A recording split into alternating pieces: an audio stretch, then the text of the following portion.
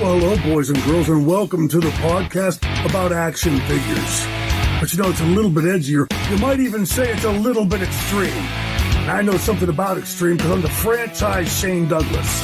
Squared Circle Action Figure Podcast, the gold standard. Tune in or get your, franchise. Now cut the music. Welcome back to the Squared Circle Action Figure Podcast. I'm your host, Will the Thrill. And I am your host, Joe Static. Joe, big episode today. We're super psyched to have this major episode today. I can't wait to get into it, my friend. Yeah, this episode is jam-packed. We're getting a little crazy. You know how we do it on this podcast. We're getting a little rowdy. I might light this room up. I might light this room on fire. I'm not going to lie. I mean, I'll tell you one thing. Whether you're listening to this in your living room or in your car, something's going to get lit on fire. It's a jam-packed episode. We have a stellar interview with Matt Cardona himself, and we give him a phenomenal intro, so I'm not going to go into it too much. We'll throw out little hints in there throughout the bulk of this episode, but that interview was stellar, Joe, and I just want to thank Matt, and I know you do too. Yeah, it was great having Matt on. I think we asked him some good questions. We kept the conversation flowing. It's awesome to have him on the podcast, of course. So yeah, I'd like to thank Matt for coming on. Yeah, man, it was a great chat, and I'm just happy he was a part of this episode. I am too, and that's what we want to be here at the Squared Circle Action Figure Podcast. We want everyone to come on here. We're going to let everybody have their platform, and we're going to disagree with people. And we're not going to disagree with people, and people are going to disagree with us, and people are not going to disagree with us. And that's the way it is, man. We tell it like it is here at the Squared Circle Action Figure Podcast. We have perspectives and opinions. But before we get more into that, if you are a new listener, because I'm assuming we're going to get some new listeners after this episode drops. If you're a new listener, welcome to the Squared Circle Action Figure Podcast. As we said, I'm Will. This is Joe. We just love wrestling figures here, and you can find us on all major podcast platforms. You have that Google machine, so type in Squared Circle Action Figure Podcast, and please follow us and subscribe to the podcast if you like what you're hearing. Yeah, you can find us on Twitter. You can find us on Instagram. We've been beefing our YouTube channel up as well.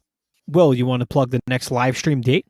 I'm psyched, Joe, because our YouTube channel has grown. Our YouTube channel has grown in a very short period of time.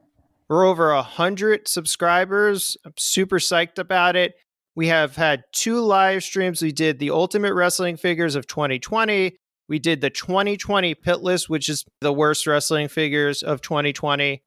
And now we have a formal announcement. January 30th at 1 p.m. Eastern Standard Time. We will be live on YouTube. It will be the Valentine's Day Massacre, baby. A little blood, little guts, little bit of action figures, and we're going to tie it together. Yeah, and a little bit of heart and love, too. Yeah, oh yeah, that's true.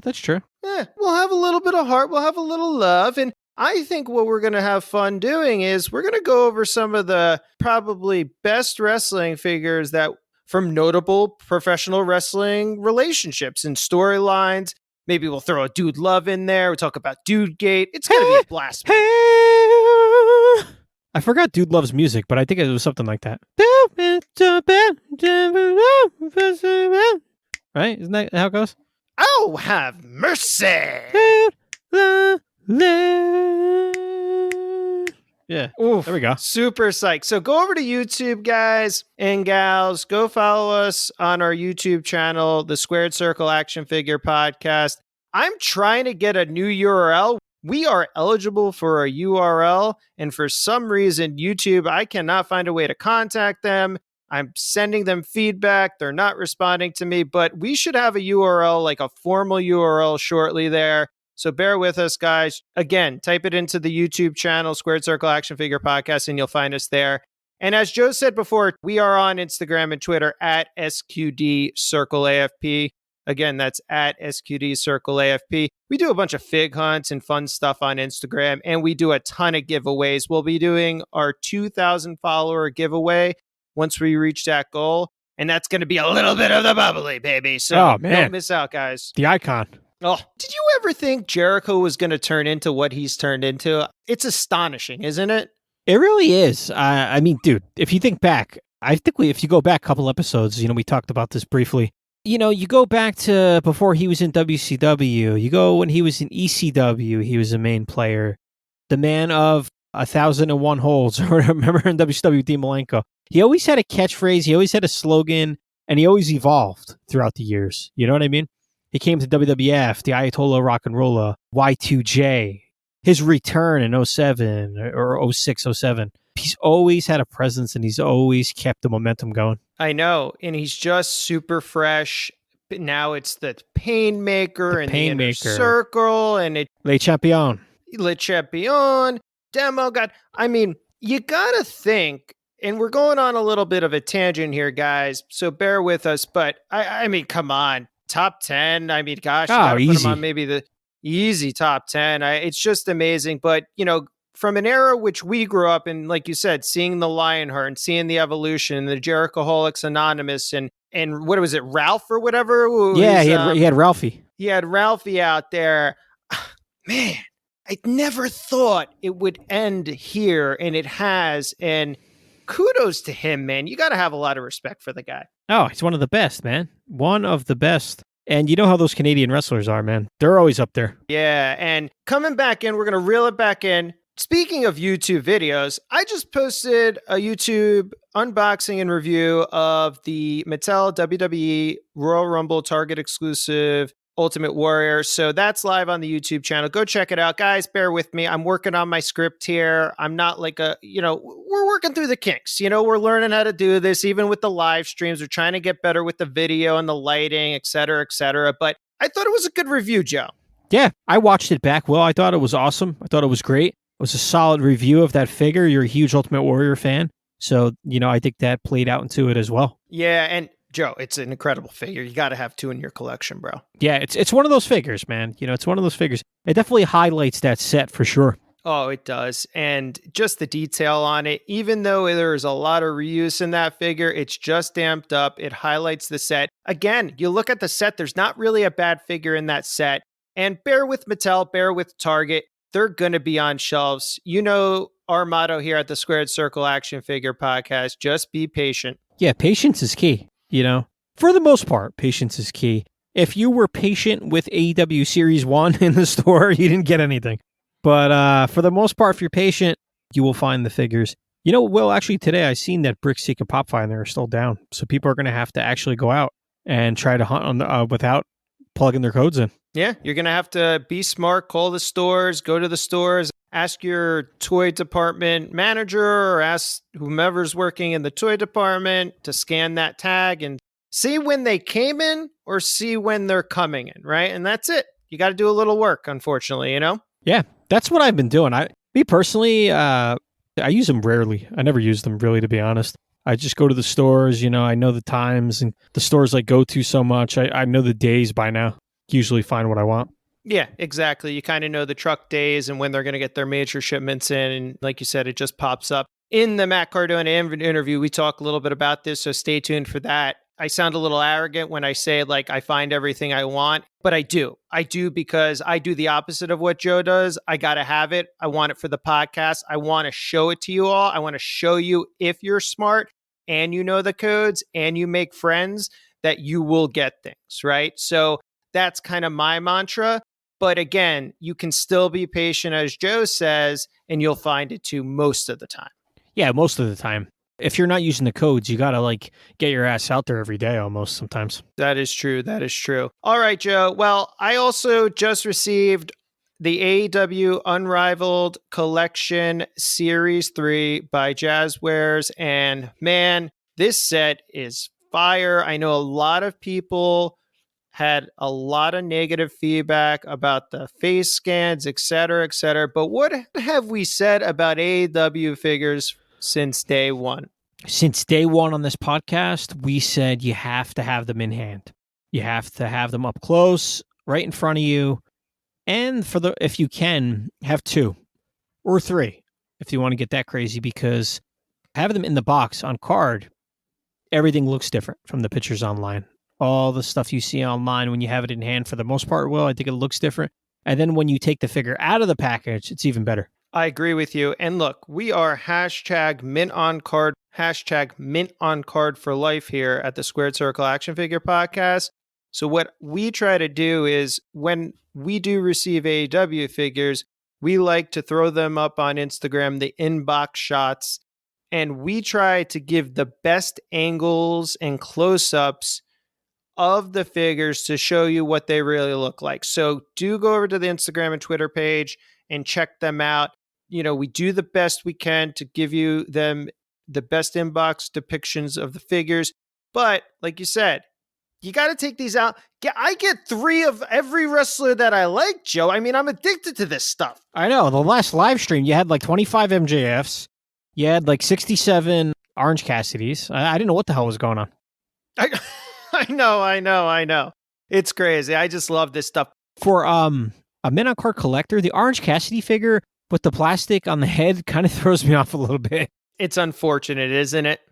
I'm trying to get past it, but I'm like, I get it. It's cool. Attention to detail there with the glasses on the face. But still, man, having that plastic over his head, man, if you're an MOC, it just looks fucked up, man. It does. It's tough. And it's one of the things we want to provide constructive feedback. And we understand why it's being done, like you said, because you don't want paint rub on it. You know what I'm saying? You don't want the glasses to, get paint rub, all these things, right? So yeah, I get it. Yeah. Yeah. For the loose collectors, which are probably going to be the majority of people buying these figures, we understand. But guys, you got to find a better way, because us MOC guys here, again, we just get trashed on these days. It's like, man, that thing looks bad. Not bad, but it doesn't look good, Yeah, exactly. It's like, God, it covers the whole head almost, Well, it does. So it's on the card, you're like, tough. So we're not going to review the whole series here. The Young Bucks, Riho, and Pac, again, I think they all look great. Yes. Does Matt have the bags under his eyes? Yes. Does Pac's scan and sculpt look a little off, but when you get it out, yes. Riho's amazing. I think it's a solid fig. It's incredible in person. And figure of the year already, right? We're talking about it. I mean, Darby Allin and Orange Cassidy have to be up there for contenders. Especially that Darby Allin. It's a toss-up. Honestly, Will, if I had to pick one, I can't. I don't know. Because maybe the Darby, but then I'm like, the Cassidy, I don't know, man. That's a tough one. But both of those figures are definitely contenders. Definitely. And just to get the hands in the pockets, I mean, and to still have the figure look good without the hands in the pockets and not, dude, ingenious. But this is what we constantly talk about. We're going to talk about it with the interview with Matt. We get in depth about it. Jeremy is just the Godfather. He is just ingenious, man. Dude, he's put out in a year during a pandemic 3 series of figures already, dude, with this detail and quality. 3 sets of figures, like you said, with the detail and quality, and he just posted Series 4 images are coming. Are you kidding me? It's nonstop now. Like, when you listen to the interview, we're going to get into it a little bit, but that guy knows how to move. And the exclusives we didn't even mention right now. And the rings. The ring. Exclusives. The exclusive ring. The belt. The basic ring. The exclusives. Blood the Brothers. Sets. Bubbly. Guys, I'm sorry. You shouldn't be complaining at all. And you should be thanking this guy. We're in a golden era of wrestling figure collecting. And Jeremy has just put it over the top. Mad respect to everybody at Jazzwares. Jeremy, Gregory, Magic, Kevin, the whole team over there is doing such an incredible job. And if you're worried about a little detail, skin color, or the face not looking right, or you got to get your head examined. It's as simple as that, Joe. We talked about that too on the pod. There's always people, they're always going to be complaining or this or that. And sometimes, even if a figure's perfect, I think people just want to complain and complain, just to like we talked about too a couple episodes back, everybody has an opinion. Everybody wants to give their review. And it's not always constructive. They just want to push buttons and disagree. And meanwhile, they don't have any insight onto how to make the figure better, or, it's never like super constructive. It's always like, oh, this is that. This is off. This is wrong. This is bad. I hate this line. But it's, you know what I mean? It's never anything extra. Yep. And we're not going to give too much more away other than that, but we go in a little bit more in depth in that interview, and it was fun talking about it. So this set is amazing. Go get it, guys. Get one or two. And from what I gather, actually, Target will have Series 3 in hand. They're a little late on the shipment of this one, but they will be debuting Series 3 in Target stores. I'm thinking end of January, February. So nice. Be on the lookout for that. Yeah, my order just shipped. That's awesome. From Ringside, right? Yeah, I just got the shipping today. Awesome. And did you get the whole set, or did you get, I'm sorry, I forgot what you told me. Yeah, I got the whole set, and I got an extra Orange, and I got an extra Darby. We're crossing our fingers for you, Joe. We hope you get a chase. Yeah, I ordered those separate, and I ordered the MJF separate too, even though, you got the one for me. I ordered that separate and the Moxley, so we'll see, man. Maybe. Yeah, look, you can never have too many of these figures. It's a new line. The value of them will always be there. The chases are fun. The secondary market for the chases are accessible now because they're actually going to retailers. People are finding them in the wild. I just got my 1 of 1,000 MJF. I'll be posting photos of that shortly on our Instagram and Twitter pages. It's an incredible figure. Did I pay a premium? Yes. Did I overpay? No. It's minty, mint. I mean, this would be graded as a 10, as we were previously talking about. Go get him, right, Joe? Go support the line. Yeah, support the line. Like you said, it's a fresh line. The programming every week is pretty fun on Dynamite. These figures definitely represent those professional wrestlers. And it's great. It's a great time to be a wrestling figure collector. Yeah, totally. And getting into being a wrestling figure collector, this has always been my sleeper, Joe. You know how over the hill I am for this company, Joe. Every single week I talk about how I have dreams of making sweet love. Well, I don't know about that with these figures, but you know what I'm saying, baby. Super 7. Oh, God. Super 7.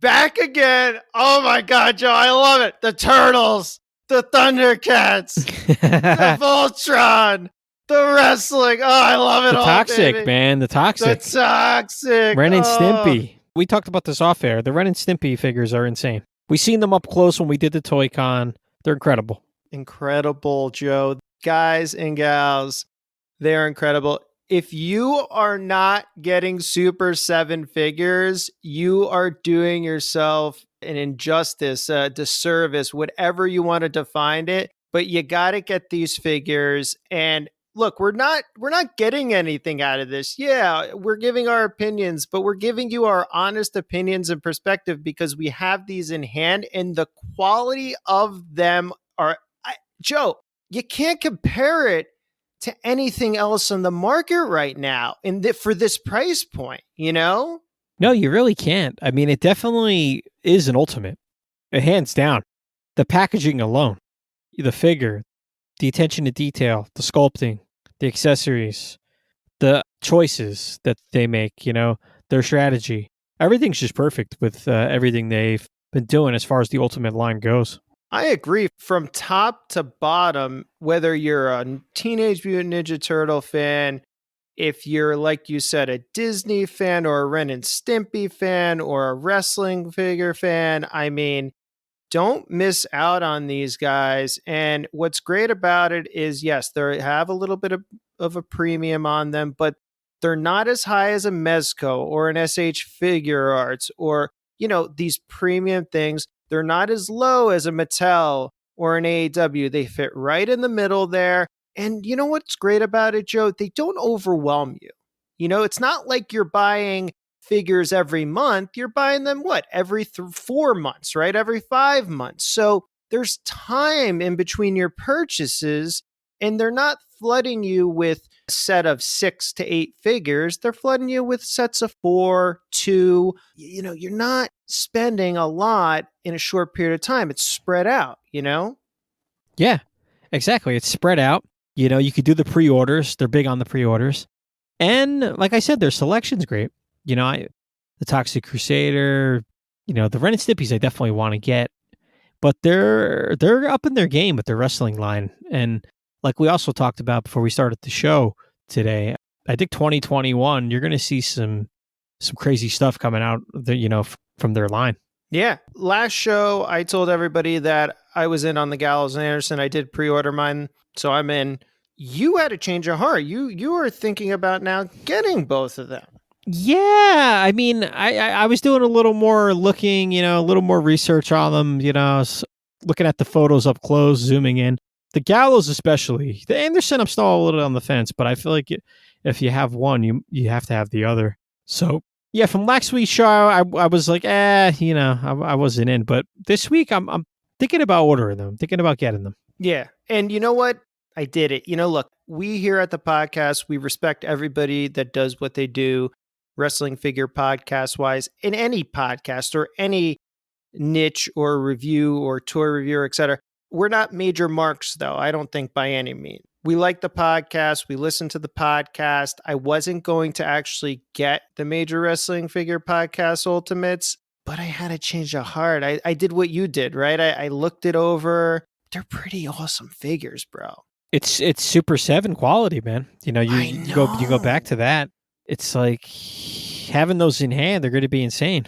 They're going to be insane, bro. Insane. And, again, you get them signed maybe or something.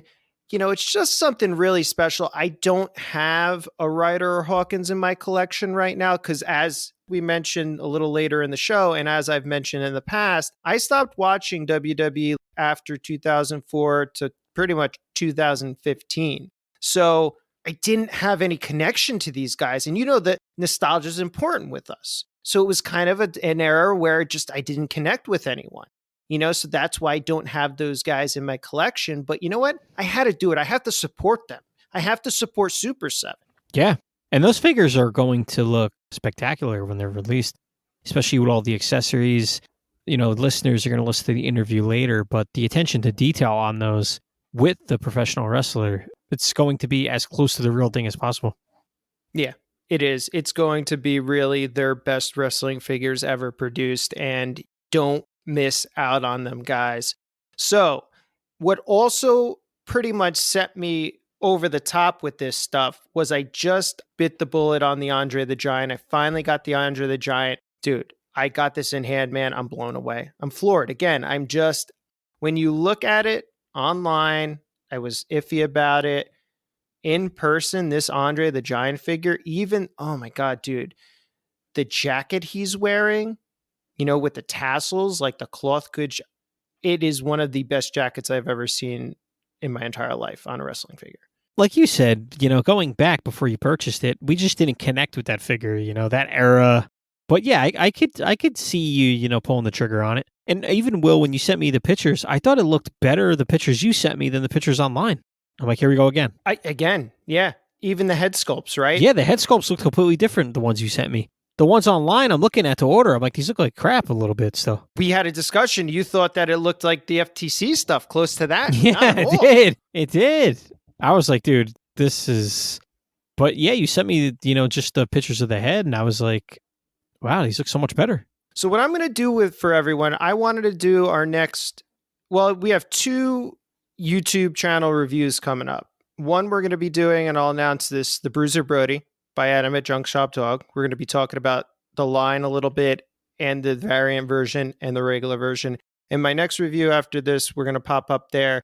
I have the Mattel version of this figure. We're going to compare them side by side. Yeah, we should. And will see, guys, side by side, the Mattel version of this figure and the Super 7, and how much more premium the Super 7 stuff is. You will see it in this video, and I'm telling you, you're going to be really excited. Yeah, that's going to be awesome. I'm looking forward to comparing the two. Yeah, totally, man. All right, Joe. Well, before we get into this week's edition of the Gorilla Position, I just wanted to say again, thanks to Matt Cardona for coming on the pod this week. We really appreciate it. He did not have to do this for us, but he's a really great dude. And we have so many different connections with the Major Wrestling Figure podcast community as well. I mean, dude, I met you through Zombie Sailor, like that was the bridge for you. Josh was like at the show with me. He's like, go see Joe. He's got an incredible table. I'm like, wow, Static Toys. I didn't know who this was. And so we have so much close connections. Mitch, the hustle man over at Hastel Toy, really good friend of mine, man. We talk all the time. Yeah, Mitch is cool. He's a great guy. He's talking to you. He came to visit us at the Toy Con. Yeah. Stopped by, went out of his way. Josh is always super friendly when I talk to him online. Very, very friendly dude. Yeah, so we just have had, because we're all New Jersey, New York guys here. Yeah. Canic as well. So he was over at Toy Con, and his buddy Ed, My Hobby is Better Than Yours, on Instagram. Those guys are good friends, and we're connected with with them, and we're friends with them. Yeah, Ed's super cool. Even online, just the interactions with Ed and his posts and stuff. Ed's a really nice guy. Yeah, and he's like a huge supporter of our podcast and what we're doing. He's a huge supporter of the Major Wrestling Figure podcast. And then the biggest major mark of them all, Joe Vinn, he's the guy that proposed at the Major Wrestling Figure Podcast live event over in New York City or Long Island. He's a good friend of mine as well. We're always talking figs. He's a huge supporter of our podcast too. So I kind of wanted to give everybody a little idea of like how this all unfolded, because people are like probably going to be like, well, who are these guys and how did this all unfold? Yeah, starting with, Hustle Man Mitch, I want to go visit his shop. We talk online. He's bought a couple things from me. He bought a couple things from me at the Toy Con, which I hooked him up with. Very easygoing, and he remembers that. We talk about that stuff. Same thing with Josh, Zombie Sailor. Josh has always been super cool. We've talked online. We've talked about family stuff. So yeah, these people are all connected and friendly, and just a community of everybody, being friendly and just helping each other out. Totally, man. That's what we're all about here at the Squared Circle Action Figure Podcast. So for all our new listeners out there that are checking out the podcast this week, thank you so much for listening in. And we're going to get right into this week's edition of the Gorilla Position. I can feel electricity in the air. With you, stop. All right, everybody, welcome to this week's edition of the Gorilla Position. And really quick, it's really simple here, guys. The Gorilla Position is our take on a topic in the wrestling figure community, an important topic of discussion, and we give you our take on it. This is really to pay homage to Gorilla Monsoon and the Gorilla Position. We like to give you a topic of discussion that's super fire right now and give you our take on it. And geez, Joe, Mattel WW Retro Figures, hashtag We Want Retros, has been on fire since they stopped producing them. Yeah, since they stopped producing Series 10, which Series 10 is actually obviously is the one that's gone up in value, go figure. Yeah, we wanted to cover that this week. Like you said, the Gorilla Position, we do updated stuff. We go back, we do retrospective stuff, new figure lines coming out, and it's our take and our position on the line as a whole. This will tie back, we had a little brief discussion if you go back and listen to last week's episode. So we're going to give our full take this week in the Gorilla Position on WWE Mattel retro figures. Yeah, so the big question is really, should the retro line come back? Like Joe mentioned last week, we talked about, you have Cella Toys doing retro Hasbro style figures.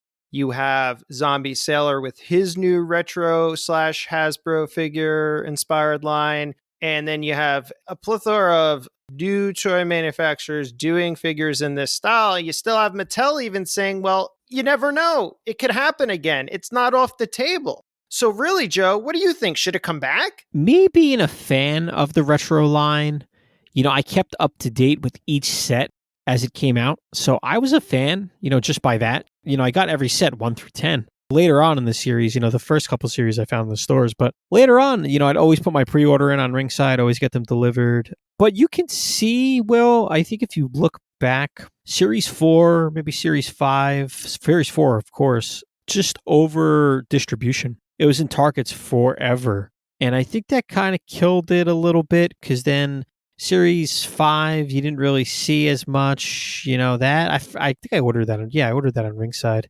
And then so on and so forth, Series 6, Series 7, Series 8, you could find everywhere because there was just too many of them. So they're in Five Below, they're in TJ Maxx, they're here, they're there. Series 9 is when they kind of, pumped the brakes. a little bit. You didn't really see that one. You could find that one at Five Below randomly for some reason. And same thing with Series 10. I had Series 10 from Ringside, and then I found Series 10 in Five Below as well, which is crazy.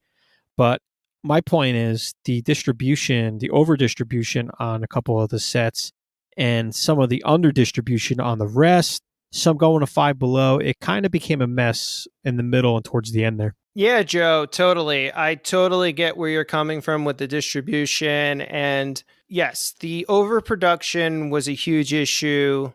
I also think selection became a huge issue.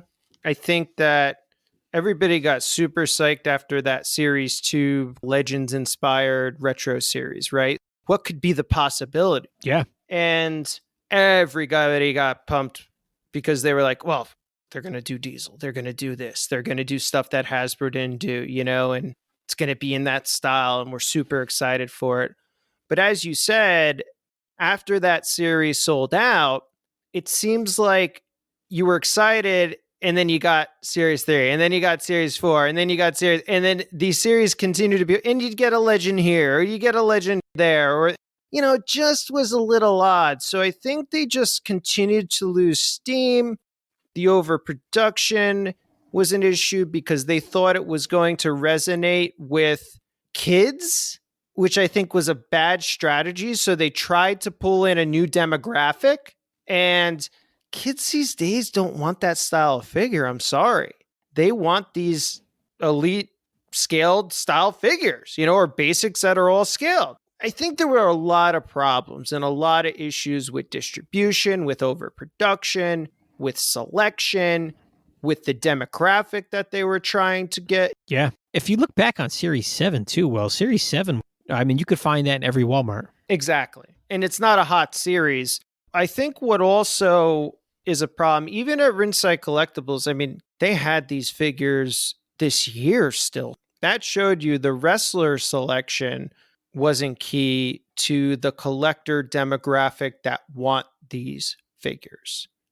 And that's the key to it all, I think. It's the collector demographic that wants these figures. Why? We're nostalgic. We grew up in the Hasbro era. We want to add these to our Hasbro collections. Yeah, we do. That should have been the target. Like you said, well, the selection started getting a little weird. Even the set with Nakamura. You get a Nakamura, use this as an example. I'm like, okay, cool. You get a Daniel Bryan, which I feel like people didn't really want. You get a Bray Wyatt, and then you get, for some reason, a red NWO Sting, Wolfpack Sting. That started throwing it off a little bit. And then even Series 7, the killer of the series, you get that screwed up Shawn Michaels, a Kurt Angle nobody wants, Sheamus for some odd reason. The Chris Jericho was kind of cool. And then Series 8, same thing. It's just an odd mix. Series 9 and 10, they definitely picked it back up. But then again, that was, the line was already kind of fading away. Yeah, it was dead by then. Let's be honest. I don't know why the Five Belows had those, but. And by then, Walmart pulled the plug because they lost all this money on this stuff. And they never pulled in that younger demographic. The younger people didn't want these figures. Again, what's your target audience? You have to identify it. And then you create the line based on the needs and wants of that target audience. So the overall question is, do I want the retro lines back? I think I want them back. I would buy them if it made sense. What about you? Same here. If the retro series came back, they continued with Series 11, I think it would have to be, I don't know about stores anymore, maybe an online only, maybe Ringside, maybe another online retailer. I think that maybe could work for the collectors, the wrestling figure collectors, the hardcore ones that like this style of figure. I think maybe they can go that route. I think so too. I think it would make perfect sense. Entertainment Earth, Big Bad Toy Store, Ringside Collectibles. Yeah, something along those lines. And honestly, it's a tough question, Will, but coming back, who would you put in your Series 11? There's so many figures coming out, like you mentioned before, other figures that aren't in the WWE retros, retro this, retro that. It's going to be a tough time coming out with a new series. I think it would be a tough time coming out with a new series, but I like what Mattel is doing with Ultimate Edition right now. I mean, Ultimate Edition, to be honest with you, I thought was on its way out. I think we all thought it was on its way out, but they stepped back. They looked at what they were doing. They knew the selection needed to change. They knew they needed to bring bigger names back into the fold. And now it's back and it's better than ever. So, you know what I would do with retros? Keep it as either a 2-figure set like Ultimate Edition or a 4-figure set and do 1 and 1. 1 retro, 1 current. Do NXT people. Do 2 current, 2 retro. Something like that. And I'd make it small. I'd make it available to these online retailers and pick big names, Joe.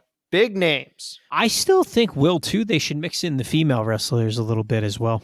Yeah, it's fair game. Charlotte, if you want to go retro, Lita, stuff like that. Yeah.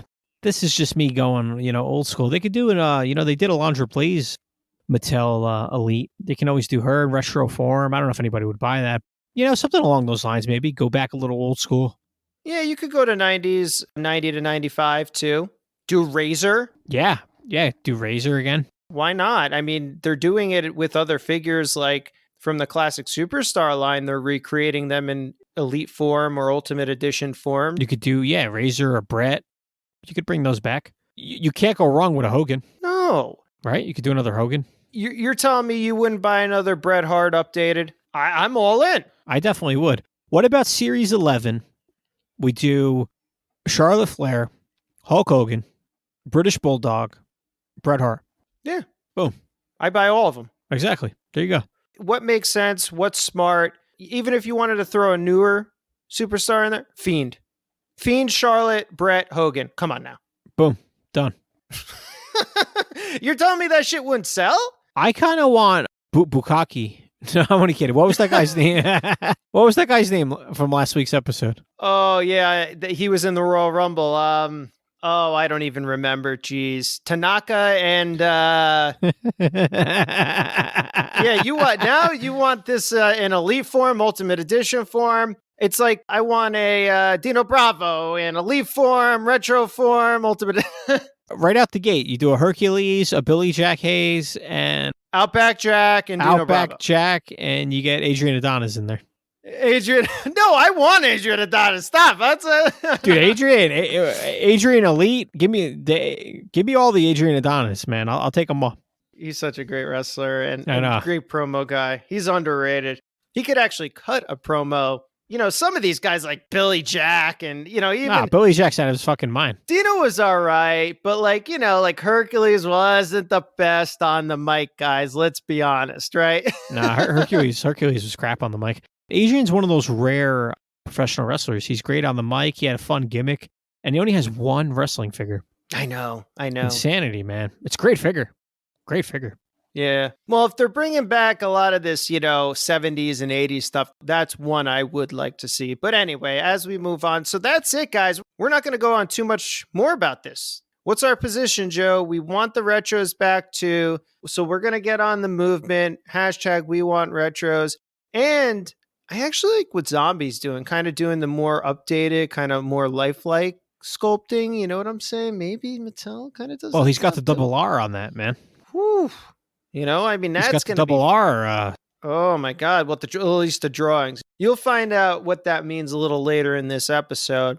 But yeah, we want the retros as well. We would buy them if the selection makes sense. If it's nostalgic, if it connects with us, we're gonna buy them from Mattel, from Zombie Sailor, from whoever makes them. Right, Joe? Yeah, and you know who just came to mind real quick, Will? I mean, if kids, I like you said, I don't know if they're really kids or don't like this scale. They're not really buying this, but you could throw McIntyre in there, heavyweight champ, newer figure. You could throw McIntyre in the mix. Of course. Look, Mattel knows this. Steve and Bill have the plan. They know what they need to do to get this done. They have all the tooling. Everything's there. The molds are there. Everything's there. You just got to create heads and go with it and run with it and make sure you can find the retailers that warrant enough purchases to make it accessible to people. But even then, I think they're a little too price conscious in areas. I don't care. I'll spend $20 on a retro figure that is awesome. You know what I'm saying? I'll spend $20 on a retro figure that's awesome through an online retailer, guys. Mattel, Steve, Bill, get it done, guys. Get it done. And don't forget to tune in next week for another edition of the Gorilla Position.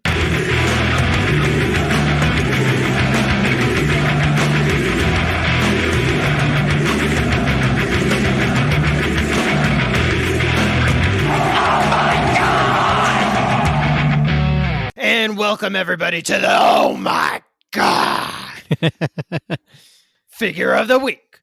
For all you listeners out there that may be a first-time listener, this is our Oh My God Figure of the Week. This is the creme de la creme of wrestling figures. We choose a wrestling figure every week. We have 52 a year, and we enshrine them. We enshrine them to the Oh My God Figure of the Week. And this week, Joe, we have a first time in the line. We are going to be talking about the first ever LJN figure to be inducted as an Oh My God Figure of the Week. This is you all the way here. The OMG. The One Man Gang. There you go. The OMG is the OMG Figure of the Week, baby. Boom.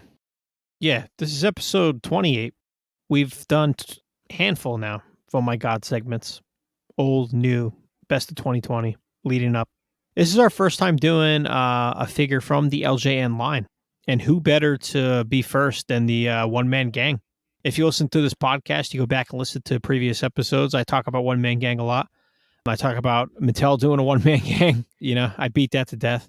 So he's going to be featured in this week's Oh My God Figure of the Week because that LJN is fire, man. It is, Joe. And, you know, when you talk about One Man Gang, it's not a long WWF run. Most people know the gang as Akeem, the African Dream, right? But look, Twin Towers, iconic. Boss Man, Akeem, the Slickster, a Jive Soul. What is, oh, I love that song. A Jive Soul, bro. A Jive Soul, bro. Oh, I'm going to play it right now. We're going to put it on here. You're going to hear it.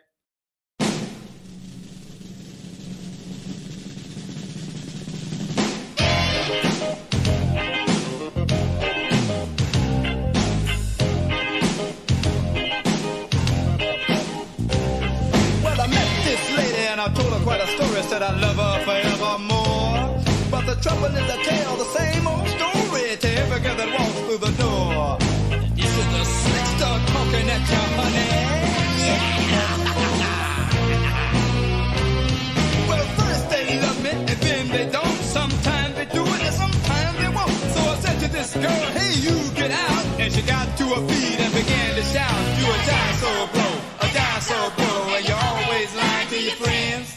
You a jive soul bro, a jive soul bro. And you never get nothing in the end. What you talking about, ladies? It is just a great song. But the One Man Gang, 87 to 88, he made his debut in the WWF in 87, managed by Slick against Jesse Cortez. I don't even know who Jesse Cortez is, Joe. Someone he could pretty much beat the shit out of in squash. Yeah, pretty much. But that's okay. You need the enhancement talent, right? So get him over. He spent most of his early WWF run, again, defeating enhancement talent, extremely short matches, building him up to be a big, dominant, big guy. And he was, after getting built up as being like this big, unstoppable big man, he was main eventing against the biggest stars, Hulk Hogan, Randy Savage. So he was a great worker. And to mention, Gang was a major part in an angle regarding Billy Graham being forced into retirement. So it was amazing. I mean, what a wonderful run, obviously, in the WWF. Get the F in. And like you said, just a really cool figure as a whole, man. It's a great figure. It's one of my favorite LJNs. When you look at the line in general, I just love this figure. I love the One Man Gang. He had a short run, you know, in WWF as that character, like you said, you know, highs and lows there until he became Akeem. But this figure, going back to this figure, it's one of the best LJN figures, in my opinion. You know, the classic One Man Gang gear, you know, the black, the mohawk, he's got the cutoff vest, the jacket on. They really nailed this figure in that LJN form. Like I said, classic gear. I love the pose, Will. The pose with him flexing the arms up. You can almost feel that scream he's letting out, that howl. Besides this figure, I don't collect LJNs on card. I never did. He's one of the only ones I would collect on card. I think he would be great on card, especially getting him graded. But, Will, if you look at LJNs in general, he's one of the hardest ones to find off card in good condition. Always has scuffs on him. Always. Yeah, it just shows you that when we were kids, if you were growing up in the LJN era, you were using the one-man gang to demolish Hulk Hogan, right? His paint would be completely messed up on the nose, completely messed up on the arms. Always. And hey, just a great heel, right? Put him next to Slickster, in that LJN ring. Slickster had that removable hat. It's just an amazing figure. And as you said, I love just the molded detail on this figure. The vest, the denim vest is molded. It has the buttons on it. It even has kind of like the fringe on the sleeves of the denim vest, which is really cool. Yes, it does. Just getting into like the detail of this, it's really cool. Like you said, the mohawk is really awesome too. It's molded on and it's great. And then you even have his iconic skull and crossbones just sticking out on the sleeves of his shirt, which is really nice. Again, a simple figure, but done extremely well and extremely accurate. And like you said, some of the LJN figures could be really cartoony at times and not lifelike, but I feel that this, even in this pose, this just is like the perfect representation of the one-man gang from this era. It is. It's a perfect representation of him. I think it really captures him in LJN form. I love everything about this figure. I love everything. The sculpt, the head, the size, the way this figure feels in hand. I just love everything about it. One Man Gang, he was a great heel in the WWF, and I think this version of him in LJN form brings the nostalgia factor big time. It does. It does. And I don't think a lot of people know this because, we don't have these big toy rooms and stuff. We just don't have the space in our respective living areas. We have collectively some of the largest singular toy collections on the planet, and combined we have probably one of the largest toy collections on the planet as well. And again, we don't want to brag here, but I have this figure in hand right now because I wanted to take it out. I wanted to feel it. And like you said, even having this figure in hand, oh God, it's such a great figure. Yeah, man. You almost forget. You almost forget it's an LJN. You do. You kind of do, because I don't know. It's just the quality of it is just incredible. And, we could have selected as our first LJN figure. I mean, we could have selected the Macho Man or the Warrior or the Boss Man or Haku and all of these great LJN figures. But what we like to do, the Squared Circle Action Figure Podcast, we like to look at the underdogs. And I don't think this should be an underdog. And I think at times it kind of is. It's kind of a forgotten figure, right? I think it's kind of one of these figures that is in demand, but at the same time, again, just kind of gets left on the wayside. This is one of the greatest LJN figures of all time, bro. It is. Hands down, when I think of LJN, I think of this one-man gang. And one day, I will add him on card to my collection, because him on card, it's mint. As long as the card looks good. I know he's a little heavier, so, hopefully he doesn't break off the card, but I'll get him cased up. But yeah, man, one of my, if not my favorite LJN of all time.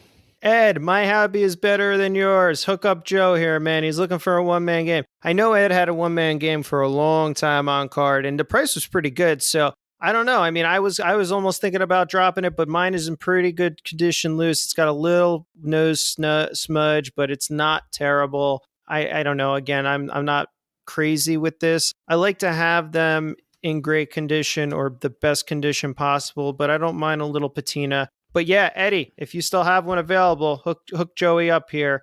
It would be greatly appreciated. So yeah, we talked about the one-man gang. We talked a little bit about his career. We talked about what a prominent heel he was in 87 and 88. We talked about how this figure has such great molded detail, how it depicts him so well as a character and heel. in this era of wrestling figure collecting. We talked about how it's just one of the most nostalgic pieces in the LJN line.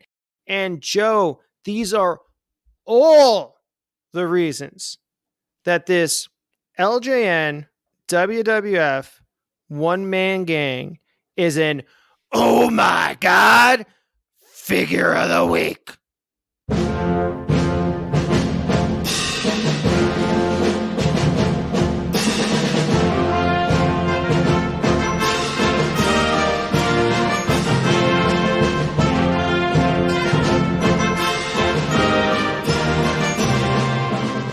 Hey, everybody. Welcome back to the Collector's Corner. Hey, Joe. Wow, this is our first Collector's Corner of 2021. But you know what? Every time I hear that Lord Steven Regal music playing, well, like Lord Steven Regal music, it just brings me back, man. Yeah, it always brings you back when you hear that music. But the real question is, are you ready? Oh, I know I'm ready. And I know one thing. Our guest is ready because, I mean, we have a very special guest on this week's edition of the Collector's Corner here at the Squared Circle Action Figure Podcast.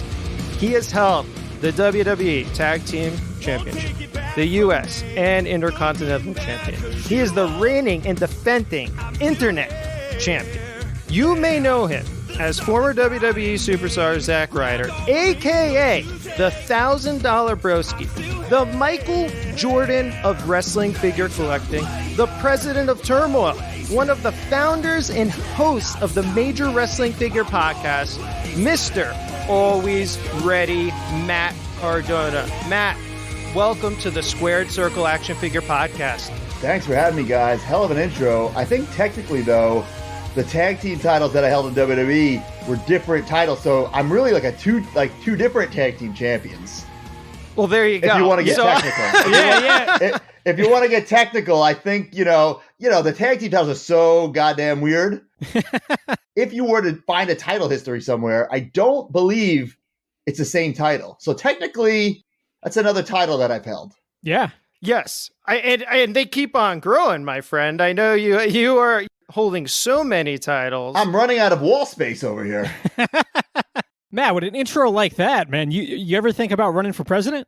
I was the president of my student council in 6th grade, and I am the president of FWF Turmoil, so I'm already booked. Yeah, that's true. That's true. Hey, you may have to take up the VP spot with The Rock. Call up your buddy Dwayne, and get in there.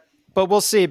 We can go on about your professional wrestling history. We can go on ad nauseum about your accomplishments in pro wrestling. But what we do best here at the Squared Circle Action Figure Podcast is wrestling figures. So we kind of want to dive right into it, give our listeners a little insight and history to the creation of the Major Wrestling Figure Podcast, man. Cool. Because it's so cool what you've done with the brand. And it does have a very Z-True Long Island story feel to it. So how did it all begin? And did you ever think it would, blow up to where it is today, man? Well, that's definitely a two-parter. I'll get the first part out of the way. I did not think it was going to be what it has become today. I did not think it would turn into a brand with live shows, action figures. I did not foresee that. Brian and I, we've been lifelong wrestling fans, lifelong wrestling figure fans. And that's what kind of, brought us together initially. We met in wrestling school and we were kind of forced to be a tag team. But it wasn't until we both realized we were still in hiding collecting figures that formed the bond between us, and a bond that we've held for so long. And, we never grew out of the figures. In fact, the obsession, if you will, just got worse and worse and worse. It got to a point where, I was kind of hassling him for a long time. Like, hey, let's do this Major Wrestling Figure Podcast. That wasn't the name, but a wrestling figure podcast. Hey, we're talking about wrestling figures all the time. We're texting about it, sending each other pictures. What if we, just did a podcast and just talked for like 45 minutes, blah, blah, blah. And eventually he broke down and went with it. But, if you listen to that first episode to what it's become today, we're totally contradicting ourselves. We say that it's going to be short. We say we're not going to have different social media. It's the total opposite. There's too much social media. I have like 3 different accounts that I have to control just for the podcast. We have employees working for us. We have merchandise, figures. We've had live shows. We have a fantasy figure spin-off podcast. It's just out of control, and it's a lot of fun. It's a lot of work, but the work doesn't feel like work because it's fun, and it's something we're very, very passionate about. Yeah, totally. Like, I think before we move on here, it really inspired us. So I was like looking back what you guys were doing, and I'm like, wow, there's actually room here, create something and to pursue a podcast and brand about wrestling figures as well. Because yeah, we are obviously one community, but everybody has a little bit of a different perspective on collect and opinions about collecting. So there's always room to have those different perspectives and opinions out there. So it really inspired us, you know, and I met Joe and I was like, man, you just love wrestling figures even more than I do, you know, and beyond wrestling figures. So let's do this thing. And that's kind of how it all started, right, Joe? Yeah, that's how it all started because, you know, I do the toy shows and that's how we met. And I think the first transaction we had together were those couple LJNs I sold you, the British Bulldogs. And then we kind of just went from there. You know, we kept in touch. And yeah, we decided to try the podcast out and give our spin, give our take on, you know, all the wrestling figures out there. Yeah, we want to thank you for inspiring us to pursue this as well. Well, that's great to hear. And, you know, you said it perfectly. There's so many different flavors of ice cream, so many different perspectives, especially about collecting. So the Major Wrestling Figure Podcast, we were not the first wrestling figure podcast, okay? Like, you know, there's that Fully Posable out there. We've had our beef and our differences, but I don't understand, why wouldn't you want other podcasts out there? Now, I picture it like this, okay? I love theme parks, right? I want to listen to as many theme park podcasts as possible because they all bring something different to the table. So I don't understand why anybody would not want other, like, listen, this isn't the Monday Night Wars here. We're not competing for the ratings from 8 to 10. You know, I don't understand. Like, I think the more the merrier, because guess what? Let's say your podcast right now takes off and it's huge, right? And you get all these followers and listeners. They're going to want more. And they type in wrestling figure podcast. They're going to find mine. They're going to find other ones. So I think it is one figure community. And I just never understood the beef or the tension. Like, well, they copied our show. What? Come on. That's like saying no wrestler can have a podcast because Colt Cabana had a wrestling podcast. That's ridiculous. It's ridiculous. You know what it is, Matt? I'm not trying to badmouth anybody. You know, we've been doing this a long time as well. Again, I'm not badmouthing anybody. They have a certain audience. They're very fully posable. It's like, that's them. And listen, that's cool. We have a bunch of their just major marks, and I'm sure you have a bunch of your fans.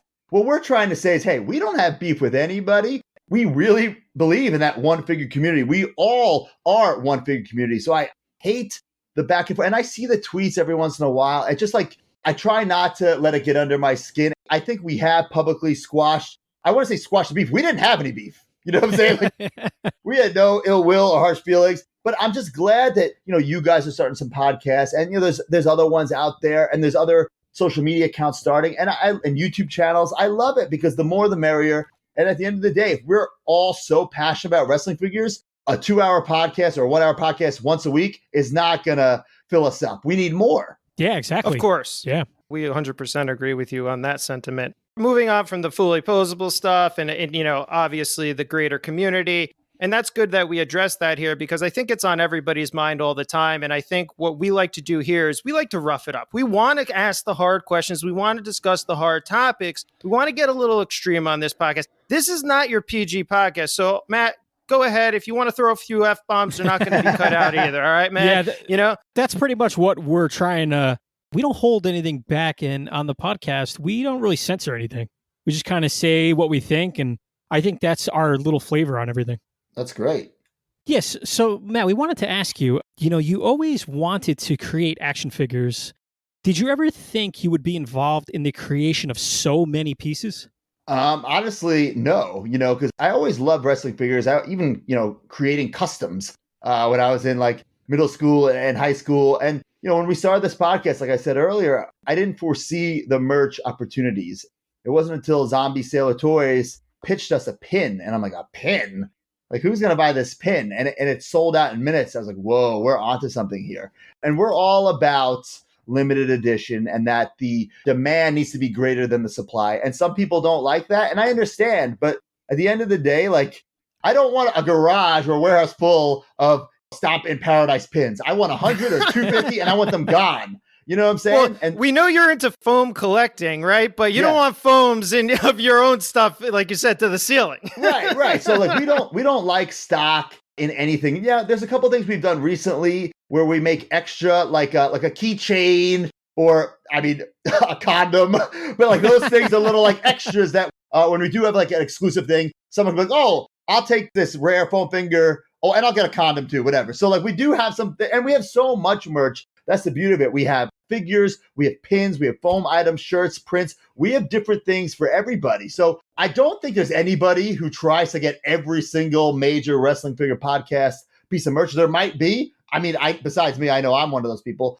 So we like to put out things for everybody. We're all about limited edition because that's what collecting is at the end of the day. Like if you want to collect something that you could just walk into any store in America and buy it, you might as well collect Big Red Gum because that's not what this is about.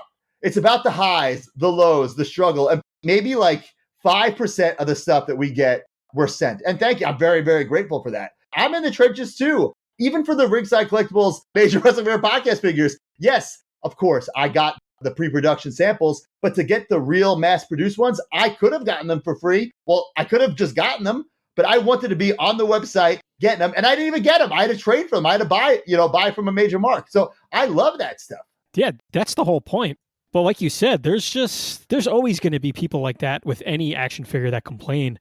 But I think the limited edition in that case works perfectly. And like I said, the people are always going to complain, but that's not what hunting and collecting is all about these days. No, and that's the thing. It's the thrill of the hunt and the highs and the lows. Trust me, like ever since I was a little kid, even to now, like it sucks. It's the worst feeling in the world when you walk into a toy store and there's nothing. And it's the distribution problems that Walmart has. But it's the best when you find something you're looking for, or even when you find something you're not expecting. And now with all these like vintage toy stores, you never know what you're going to find in there. So I just love everything about collecting, the highs and the lows, because like the lows make the highs so much better.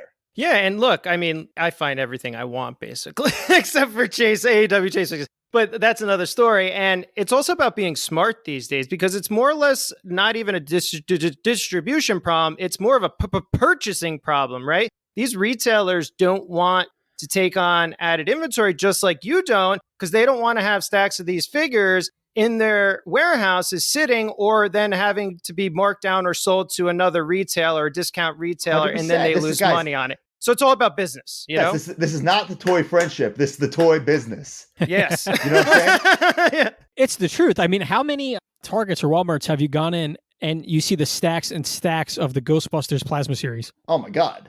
Oh my God. Those figures aren't that good, but let's backtrack for a second. Imagine AEW and Jazzwares. They launched this line, right? Let's say they just ship out tons and tons and tons and tons. They're just warming those pegs. Like enough sell, right? But they ship too much and they're on the pegs. Walmart's going to take notice of that. Maybe they don't want Series 2. Maybe they say, okay, we'll get Series 2, but we don't want 3.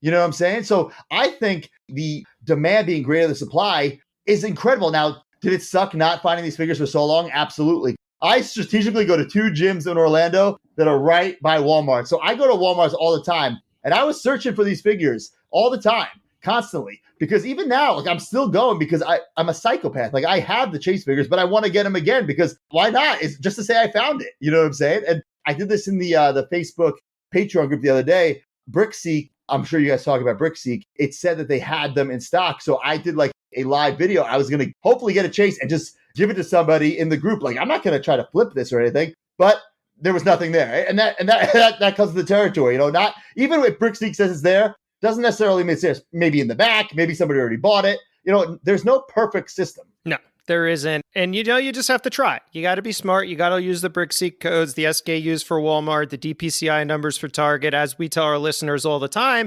And it's about being smart and then getting lucky, right? Because like you said, Chase figures, they're 1 of 500, they're 1 of 1,000. Yeah, those are a lot of pieces, but on the grand scheme of things, when you have 4,000 Walmart locations plus around the US, not a lot at all. Right. So moving a little bit back to the figure area, would you ever want to manufacture like your own line of figures aside from the major pod brands? So you're involved in all these projects now. Have you ever thought of possibly starting a small toy company ever? And like you're kind of doing it and you're kind of not, but like, what are your thoughts on that then? So I will say this, you know, this year has been a whirlwind of a year. But, you take the good with the bad. I really think it was a blessing in disguise getting released from WWE. We don't need to talk about that. But the best thing is, since then, we have Ringside Collectibles figures. We're already working on some, but now we have more without the masks on because it was us all along. Before we've been really smart and had like luchador hoods on, but now we were releasing them without that.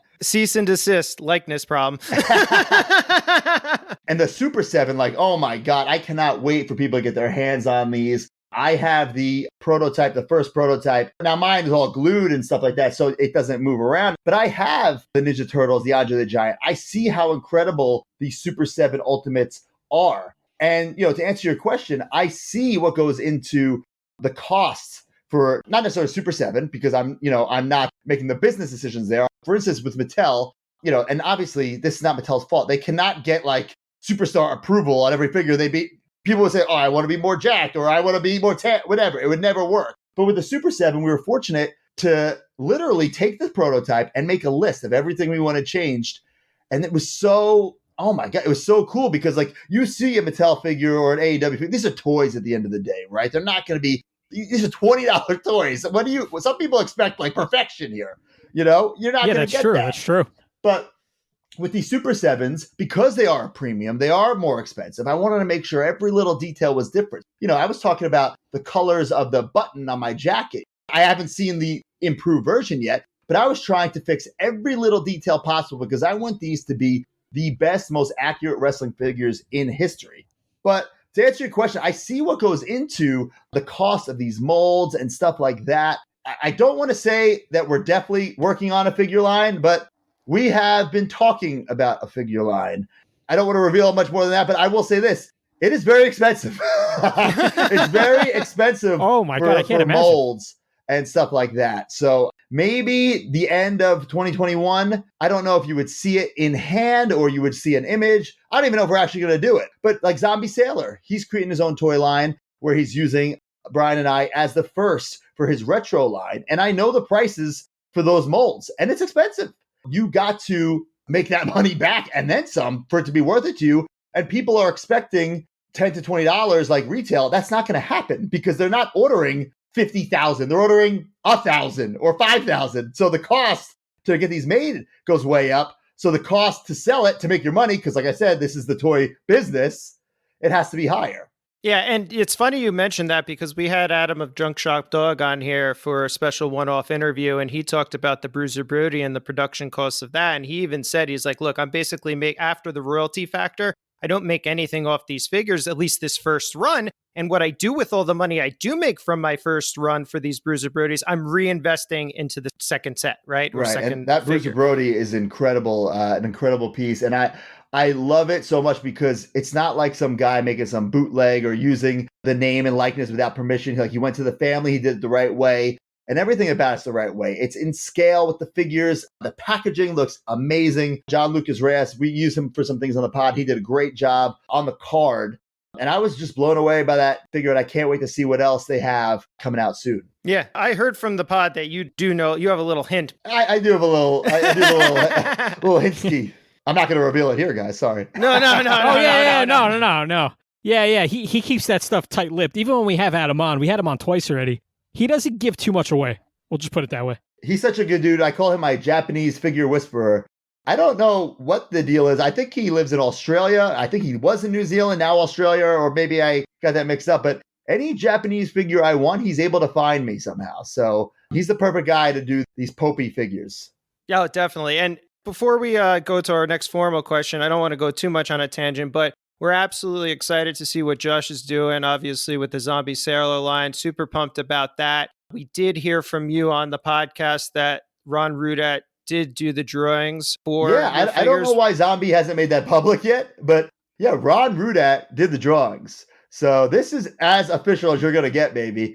That's incredible. Yeah, so I've seen the drawings. I think the drawing will be part of the packaging, something like that. But yeah, to get Ron Rudat to do the drawings is incredible. And then the sculptor, I believe, used to work at NECA. So this is like the real deal. He's taking this very, very seriously. I want to say they're like more adult versions than like the Mattel Retros, because the Mattel Retros were great for what they were, but they're very, cartoony, kind of like Hasbro's are. But, for instance, my mold is my stomach, my abs. So if you look, like I have like 4 abs on one side and 3 on the other. And that's how it is on this figure, because I did 360 shots. Now, I don't know, poor insert wrestler might get my weird abs later on, but for now, I know these are mine. It's like that Jax R3 line. It starts off, unique, and then everyone reuses the parts. You know what I'm saying? Yeah, they definitely do. Oh God. Yeah, you got to start somewhere and you got to save costs eventually. So it's, again, like you said, it's a business as we go back. So let's move on here. Yeah, we'll go to our next question, Matt, for you. We understand all your wrestling figure projects mean a lot to you, for sure. The Edgeheads, upcoming Super 7, ringside exclusive major figures, Zombie Sailor figures, Micro Brawlers. However, is there a favorite wrestling figure project you have been involved in? Maybe something new? Well, see, the Edgeheads thing was really special for so many reasons. One, it was my idea. I had been pitching it for a long time because Mattel, they started doing the interchangeable heads. So I said, like, why not do an Edge? And the interchangeable heads are Edgeheads. Zack Ryder, Kurt Hawkins. And then you could buy one figure or all 3. And I was pushing it. And then, like, I heard through the grapevine, like, it was going to happen. But this is a bit before Edge came back. Then it was taken off the table. Then we got released. Is it going to come out? So luckily it came out and it's beautiful. Now, under my Broski microscope, could certain things be different? Absolutely. But at the end of the day, beggars can't be choosers. I'm so happy, so grateful that it came out, because the first ever action figure I had was the Jax Edgeheads, the Treacherous Trios. So it's fitting that the final WWE figure I had, at least for now, is, well, hell, I've been there for so long that now we have a flashback figure, but it's the same, representing the same era, the same night. So it's a cool bookend, if you will. But my favorite so far, man, it's tough because the Super 7s are incredible. I think they will go down in history as the best. But I think the ringsides are my favorite because it was kind of, nobody saw it coming. Nobody thought we could do it. And especially doing it while we worked for WWE, doing it with the hoods and being very careful about it. And now seeing what is going to come out with our faces and stuff. And these are supposed to be like, a little throwback to the Remcos. They're supposed to look like bootleggish and cartoony. So like the detail isn't necessarily there, but it's not supposed to be on these. So, and I really like it. I love that, for instance, we're getting that Smart Mark Sterling out. This guy's going to have his first figure. Yeah, that's really cool. I like that a lot. Yeah, we're doing a referee. There hasn't been a referee wrestling figure in years.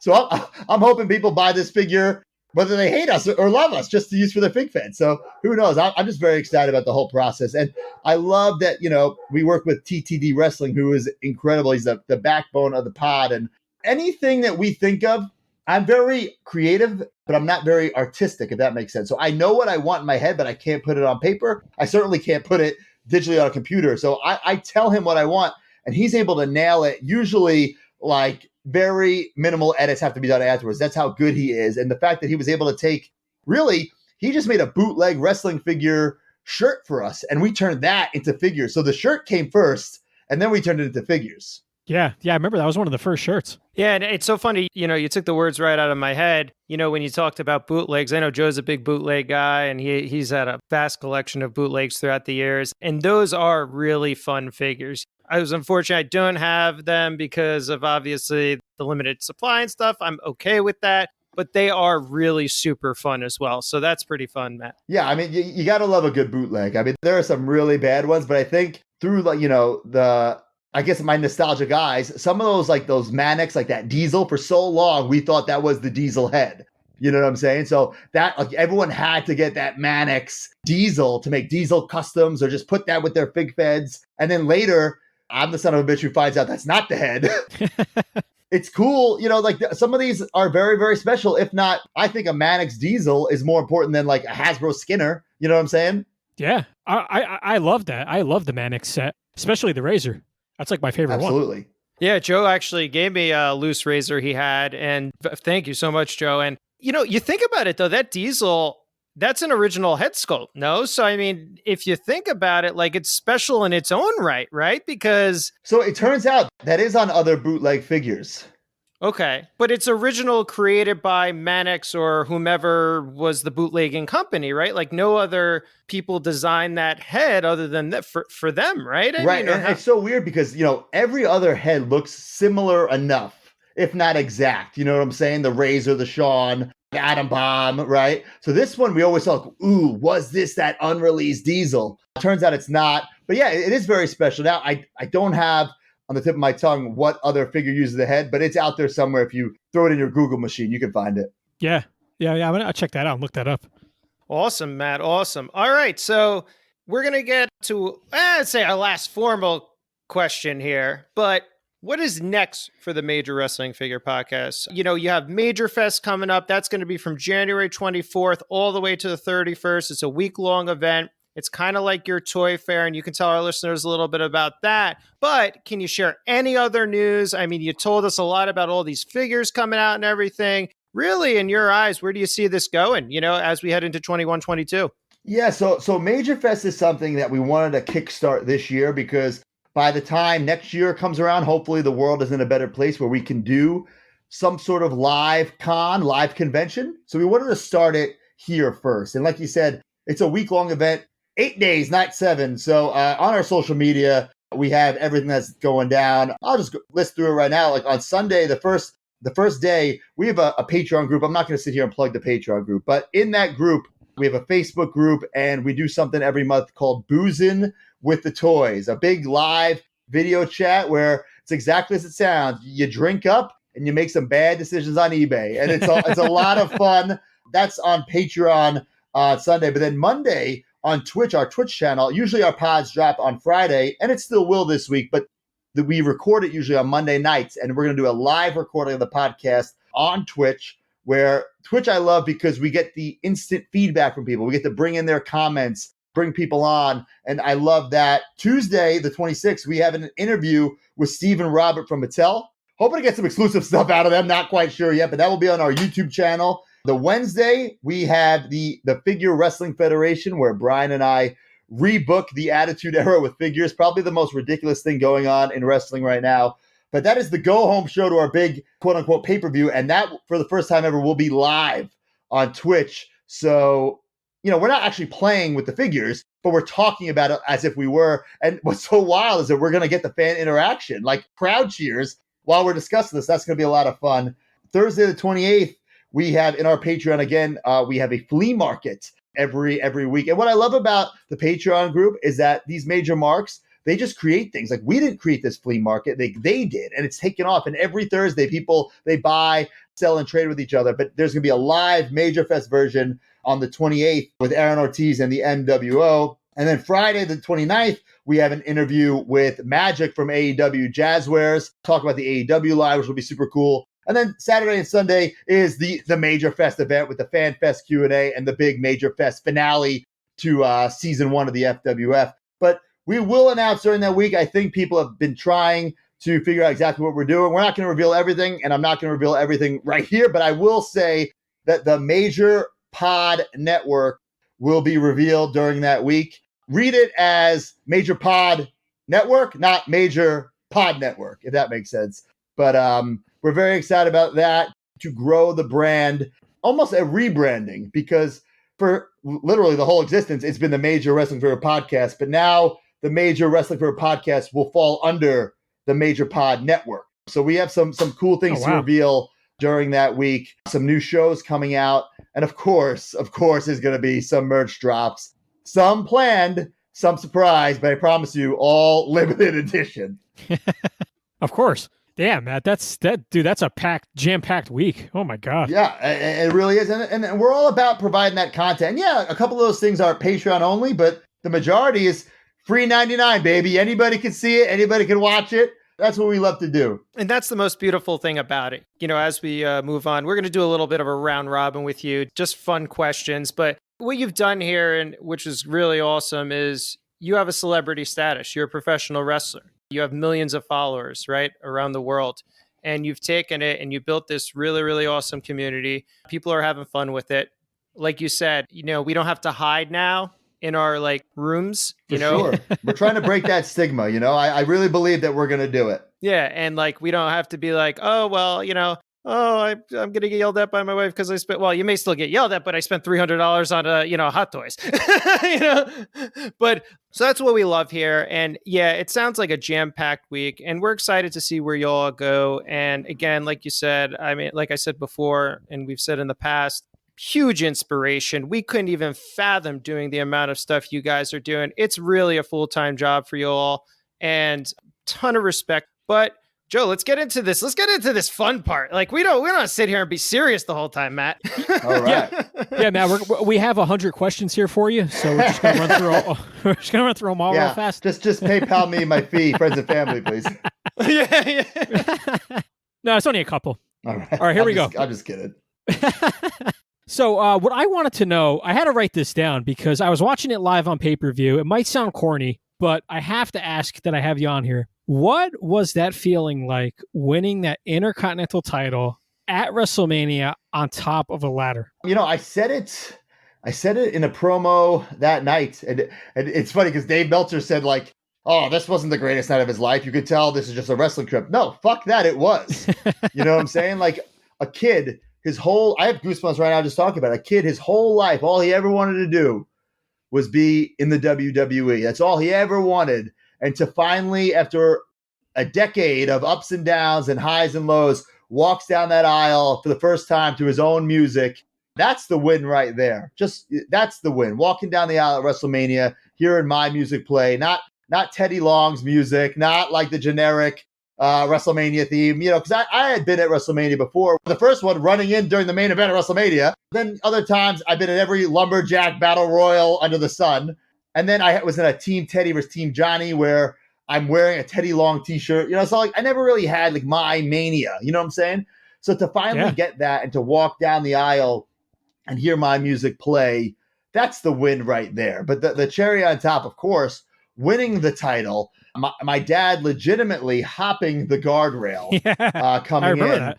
Yeah. It really could not have been written better. You talk about wrestling storylines, like this was a real life storyline. Like me beforehand posting a picture next to Razor Ramon, and I'm holding his Intercontinental title. And then right after the match, I make sure, I know Scott Hall's there. I go right to him and we take a picture and he's holding my Intercontinental title. Like that wasn't written. Like no WWE writer came to me like after WrestleMania 10 and said, hey man, in about 20 years, you're going to win the IC title. So go beat Razor Ramon and hold his belt. Like that didn't happen. This was real life. And I think the people felt that. And I think, one good thing about my career is that the fans have stuck with me. And even when there's nothing going on with me, when I get that opportunity, they come right back.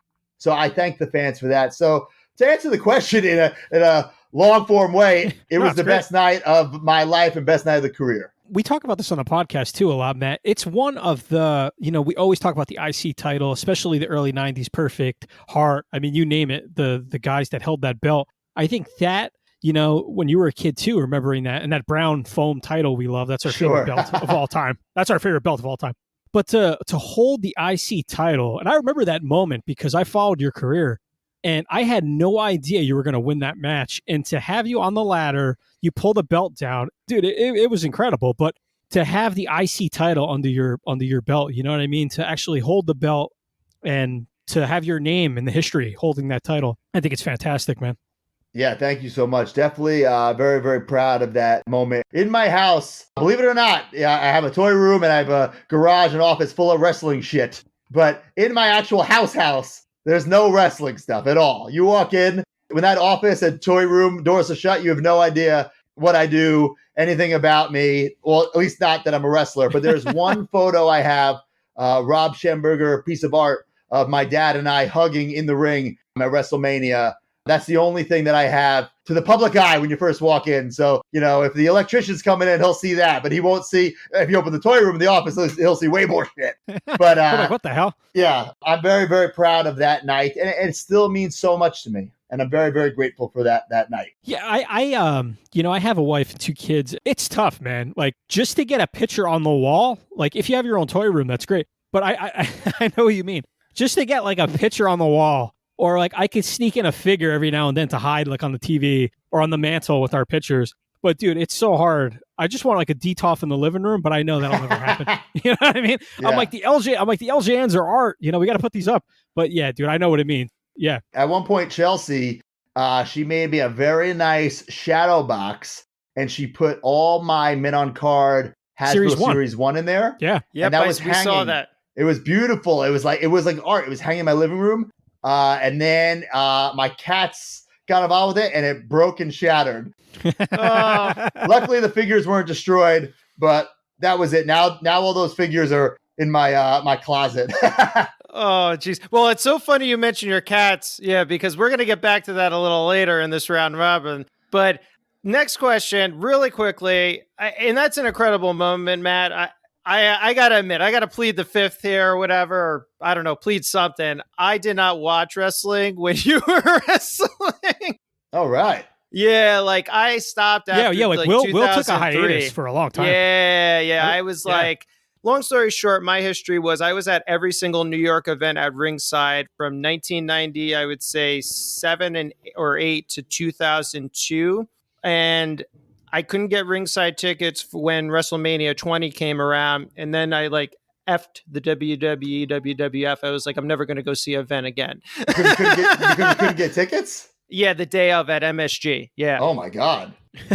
I know. It sounds extreme. It was very extreme. And I was just like, talk about being a bitter mark. I know. When he tells me that story, I'm like, dude, what the hell is wrong with you? Yeah, I was part of the tie-dye crew, the tie-dye guy crew. You know what I'm saying? Oh, hell yeah. We go Anyway, move on. But yeah, great accomplishment. We'll get back to the cats and the dogs later. My question to you, though, is what is one of your favorite pieces or piece in your whole collection? Doesn't even have to be wrestling, but if there was say you had to do a fire sale and you could only stick with one thing, what would it be? That's tough. I've talked ad nauseum about that Rhythm and Blues Greg the Hammer Valentine. That's one of my prized possessions. I'm not a big Greg the Hammer Valentine fan, and I have other unreleased pieces that are, I guess, worth more money. But this one had that lore behind it. Did this come out? Did it not? Especially as a kid reading that WWF magazine and going to Toys R Us after Toys R Us after Toys R Us looking for it and hunting for it. Years later, you find out it was unreleased. But to finally get that figure from the magazine, that's definitely my number one. Gotcha. Yeah. And it's so funny. We talk about those Hasbro rumors back in the day, right? I remember going to KB, especially when you saw the tugboat. Everybody thought the tugboat was going to come out, right? And then I would be going to the manager at KB and be like, did the tugboats come in? He's like, dude, I don't think they're coming in. And I'm like, he's like, I got typhoons. And I'm like, no, I heard there's a tugboat. Or did you see this, Kamala with the moon belly and stuff like that? And he's like, no, man, I don't think those are going to ever come in. And, you read things in magazines and all this stuff. And that was another one, right? The Rhythm and Blues Greg Valentine. I mean, you seen it. You seen it on the card, You thought it was coming. Yeah, it's listed on the back of those cards. Yeah. It's crazy. Well, that's awesome. I wasn't sure what you were going to pick there, but that's definitely up there. All right, Matt, we got two more here for you. This is a real quick one. Hasbro, Jakks, Mattel. You have to pick one. Got to pick one? Yeah. What's your favorite? If the other... We're not even throwing Jazzwares in here. No, I mean... It's too early. Early. I think I know the one you're going to pick, but I'm not sure. It's a tough one because right off the bat, Mattel's out. Because I will say Mattel, there's no denying they have the best wrestling figures in history. You cannot deny that. You can't. There's no argument. The best, hands down. Then you have to go, okay, Jakks or Hasbro. This is tough. If Jakks ended at the Bone Crunchers, I would say Jakks over Hasbro because that was my most, I guess, serious fig fed playing, when I would really take it seriously and the internet just came out. So I was able to download entrance themes and I was able to on the computer keep title histories. But then since you have to include every other Jakks line and it gets really watered down, I will say Hasbro over Jakks. Damn, I thought you were going to pick Jakks. I had you pegged there. I know, man. I had you pegged there. If Jakks did a lot of good stuff, but there's a lot of shit in there too. Oh my God. Too much. Yeah, we're just huge marks for that classic superstars line. We just look at the amount of time they had to create it and the amount of time that they had to put in to actually go out and sign talent individually and then, again, produce it and then conceive of it. I mean, I think Jeremy is just the godfather, right? I don't think Jeremy Padawer gets enough credit. not just from wrestling figure fans, but from wrestling fans, because before Jeremy Padawer, before the Classic Superstars line, legends were not celebrated by WWE. There was no merch. There was nothing. There was no throwback figure. That's true. There was That's true. nothing. And once Jeremy started, stirring the pot and, signing Warrior, getting Brett back, like now you can go into fucking Walmart probably and find an Ultimate Warrior t-shirt in 2021, right? When Jeremy, Or it's before hard, Jeremy, yeah. there's a self-destruction of Ultimate Warrior DVD. The company blackballed him. You know what I'm saying?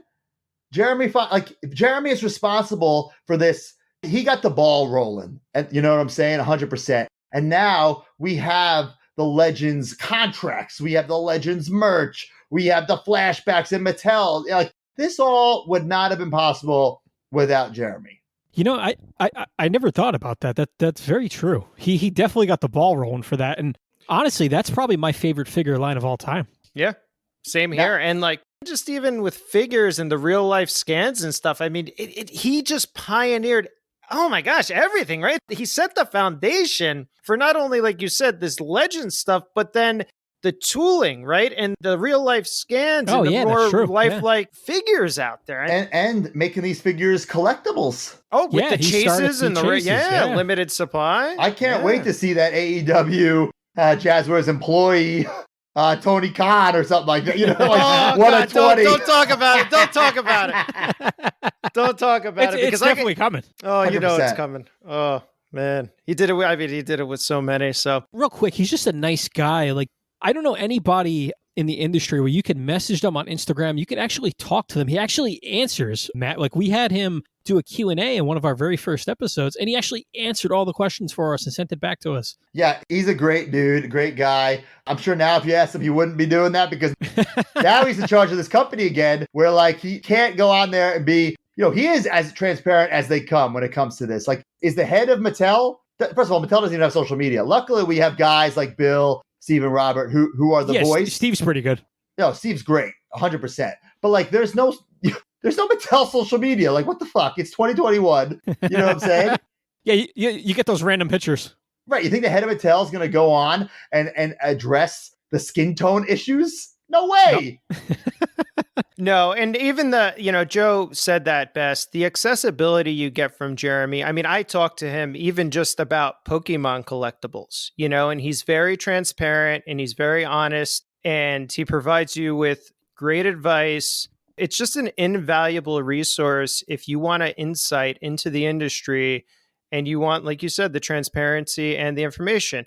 Matt, he's not going to throw the kitchen sink at you because, there's a lot of things business-wise that he can't say. Sure, he's not going to give you all the new lineups. No. You know what I'm saying?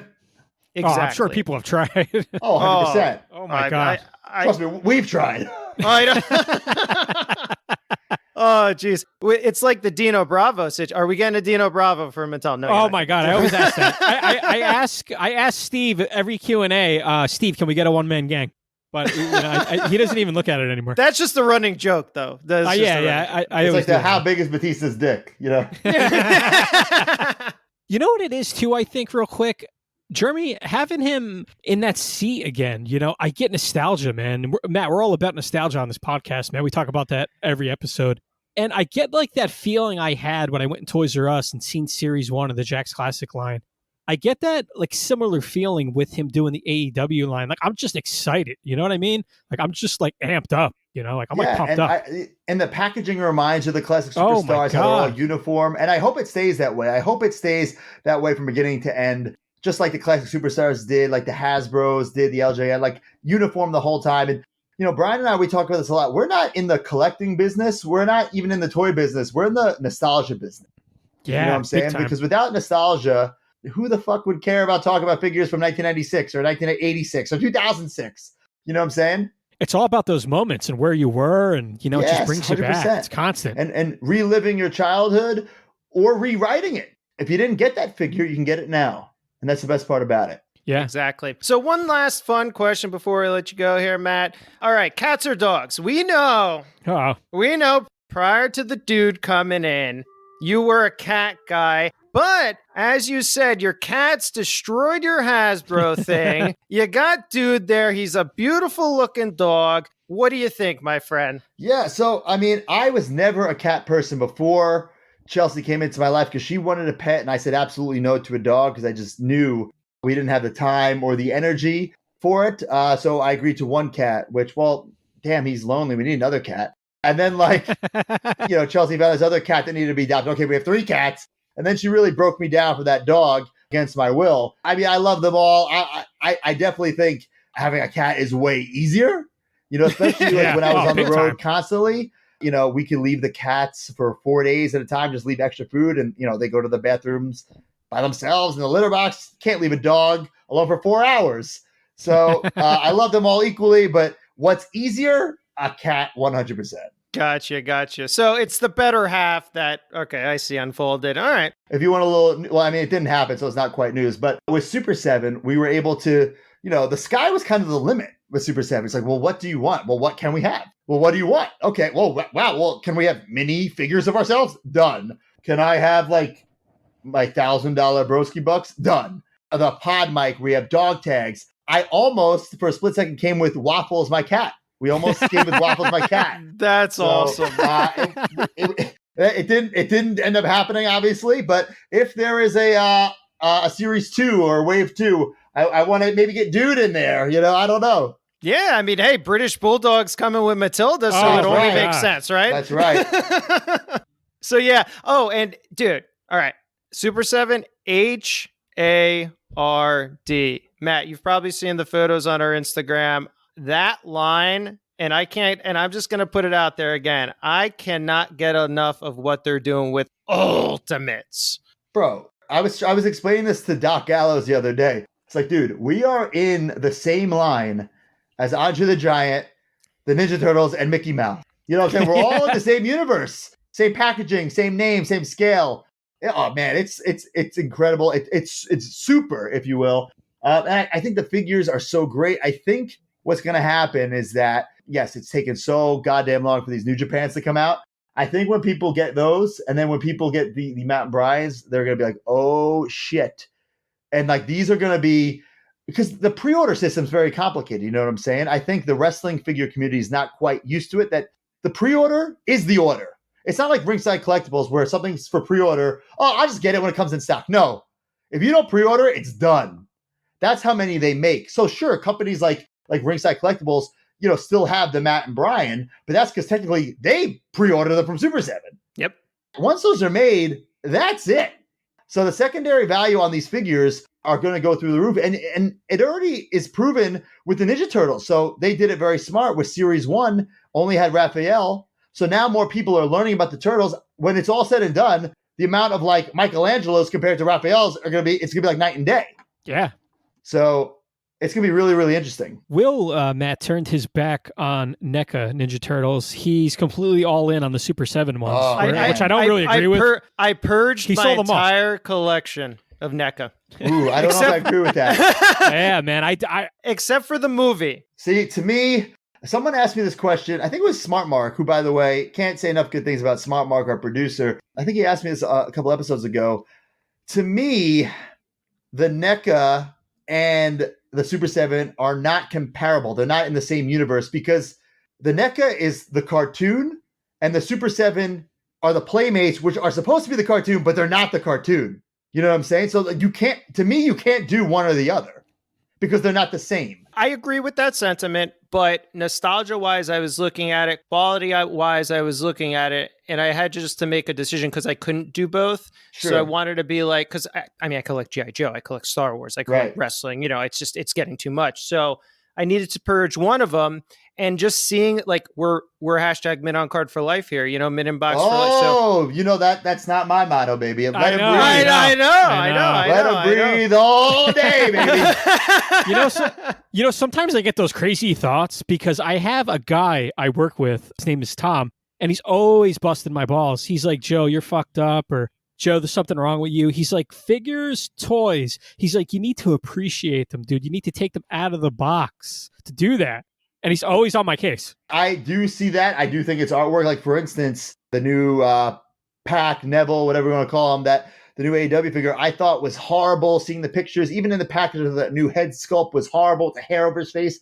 once I opened it, I was able to appreciate looking 360. It really turned my decision. I did a complete 180 on that figure just by opening it and looking at it. But I do think figures look great mint on card. Like, for instance, I have like a 2 Detolfs with Zack Ryder stuff.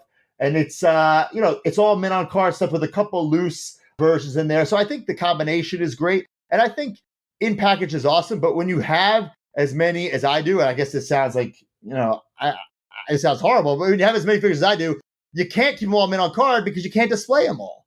You know what I'm saying? Yeah, that's true too. Yeah, that's very true. So I think you got to find that happy balance. And listen, like I'm a big let 'em breathe guy, and I don't collect for value. No way. Have I ever bought something to flip it? Yes. Guilty as charged, right? It's a toy business. But for my classic superstars, for instance, everybody who's main line, like all those sets, right out, they're let 'em breathe. They're Lucy. They're in a Ziploc. They're in a tote in my garage. But all those crazy rare ones, those babies are hanging up mint on card in my toy room. Yeah. So I think there's a time and a place. Yeah, for sure. And you know what? That makes sense too, Matt, because when me and Will did our live stream a couple weeks ago, you see the images of AEW online, and you're like, these look a little off. And then when you see them in package, you're like, oh, wow, these are great. But Will actually had a couple extra, and actually holding them in hand, we're like psychopaths. We actually weighed them compared to the plastic of Mattel, and we were going a little too deep. But to have like the AEW figures in hand, it's a whole nother ballgame. Yeah, it's 100%. And like a figure like the Orange Cassidy really needs to be appreciated out of the package. To see the innovation they did with the pants, but they did like the shorts where it looks like pants, and he still has the mobility and playability. Like he could do a super kick. Will it stay for a figure photography? No. But I thought when I saw this, like, oh man, it's going to be like a Mattel, like a hard jacket where you can't move the arms or get it off. But this, he's able to do everything. So the innovation with the hands inside the pockets, kudos to Magic and Jazzwares on that. Yeah, we agree. I mean, it's like you said, even with it in the packaging, they've got because they're so thoughtful, right? So they got the plastic over his face so the paint doesn't smudge or anything like that. You know what I'm saying? Right. So like you said, Yes. You have to take that one out. I'm just a sucker for this line. I'm buying 2 to 3 depending on I like the actual wrestler. So like, Sure. It's just because again, we're insane, right? I mean, we're toy collectors. So I sorry to cut you off, but like I don't collect current superstars. I don't collect my friends. You need a cutoff. At least I do. I need rules. I think everyone has their own rules, and that's the beauty of collecting. There are no rules. You make your own rules, and you can change your rules. You can bend your rules. You can break your own rules. But my rules, I don't get current guys. My cutoff is 2007 when I debuted in WWE. Like that's when I feel like I made it in the business. So I don't get figures afterwards. Are there some exceptions? Sure. But the AEW figures I've been buying I'm a broadcast journalist now. I need to review these things. But also, I want to support this new toy line, this new company. I want them to thrive. I got series 1, 2, and 3, and I have one mint on card also because like it's the new, it's a new line, and I want to have the first of that new line in the package forever, or until it's worth enough where I can sell it. I'm breaking all my own rules. I'm holding this Orange Cassidy right now. Like, what the fuck am I doing with this thing? Yeah. No, hey, we feel this, but that's the thing. It's the excitement, right? We haven't had a new wrestling figure line. I mean, there's one-offs here and there's smaller companies, but like a people are real going mainstream mad. line. Yeah, this is amazing. And to have, like you said, the Godfather and have the collectability of the rares and the chases and stuff like that. I mean, it's just like super exciting for us, at least me as a wrestling figure collector, 100%. Yeah. All right. Well, hey, Matt, I think we're going to end it here. Cool. Joe, do you have anything else to say or? No, I mean, Matt, thanks for taking the time, man. I know you're super busy. You have a lot going on. Thanks for taking your time to do the podcast. When Will first mentioned it, I was like, part of me was like, I don't know if Matt's going to have time to do that, but if he does, man, it's going to be awesome. So, dude, thanks for taking the time. And, dude, it was great. Problem, guys. I love having you here. I love talking to you, man. That's the main thing. Hell yeah, guys. It was a lot of fun. I appreciate it. Yeah, thank you so much, Matt. And again, if you want to plug your stuff, please plug it right now. Tell our listeners. They're your listeners too. Trust me. They're following you, but you could do it. Yeah, you could totally do it for your sake, man. Do it. Yeah, so on social media, Instagram, Twitter, at the Matt Cardona, Twitter, Instagram, and I guess YouTube at Major WFPod or youtube.com/Major WFPod. But maybe that YouTube might be switching to youtube.com/Major Pod Network. And I'm pretty sure those social handles for Twitter and Instagram are out there already. So at Major Pod Network, follow those. Just stay tuned for more details on what's to come. A lot of exciting things. And thank you, everyone, for the support. We really appreciate it. Awesome. Well, Joe, and to our listeners, that's it. We had a very special Collector's Corner this week, and we want to thank everybody. And don't forget to tune in next week to see who's going to be live on the Collector's Corner. And remember, everybody, the Squared Circle Action Figure Podcast is the gold standard in wrestling figure collecting.